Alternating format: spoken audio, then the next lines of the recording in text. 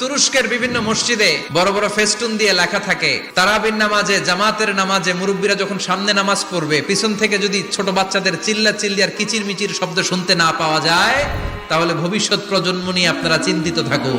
পিছনে যদি বাচ্চাদের হই হুল্লোড় না থাকে, চিল্লাফাল্লা না থাকে, তার মানে নেক্সট জেনারেশন এগুলো মুসল্লি হবে না, এগুলো হবে টাকা।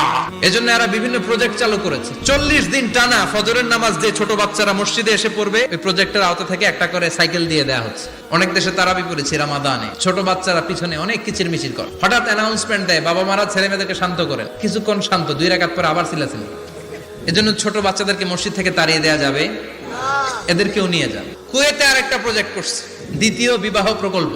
কি কাজ এই প্রকল্পের? তারা ঘোষণা দিল মসজিদে ফজরের সালাতে মুসল্লি পাওয়া যায় না, তো যারা যারা ফজরের নামাজে মসজিদে আসবে না, তাদেরকে মসজিদের টাকা দিয়ে দ্বিতীয় বিবাহের ব্যবস্থা করে দেওয়া হবে। এই ঘোষণা দেওয়ার পর থেকে ওই এলাকার কোনো মহিলার তাহাজ্জুদ মিস হয় না। ফজর তো অনেক দূরে, তাহাজ্জুদের সময় থেকে হাজবেন্ডের ডাকা শুরু করে মসজিদে যাও, কারণ মসজিদে না গেলে দ্বিতীয় বিয়ে আছে না নাই? সুবহানাল্লাহ কইবেন না? What a project, what a project, কত চমৎকার প্রজেক্ট। এই প্রজেক্টগুলো নেওয়ার দরকার আছে না নাই? বিশ্বনবী একবার আসরের নামাজের সেজদা লম্বা করে দিলেন, সাহাবারা বললেন নবী নামাজের পরে ধরলেন, অসুস্থ হয়ে গেলেন নাকি, অথবা কোরআনের আয়াত সেজদা অবস্থায় নাজিল হয়ে গেল নাকি? আসরের সেজদা তো এত লম্বা করতে কখনো দেখি নাই রে নবী।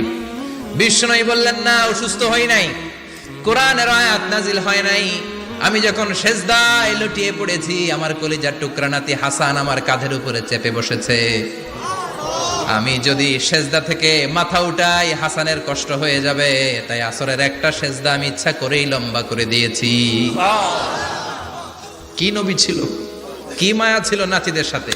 হাসান হুসাইন, বিশ্বনবী যে নবী হচ্ছে সব নবীদেরও সর্দার, ওই নবীরে ঘোড়া বানায়া, বিশ্বনবীর বাবরি চুল ছিল তো, ওই চুল ধরে এরকম ঘোড়া ঘোড়া খেলতো।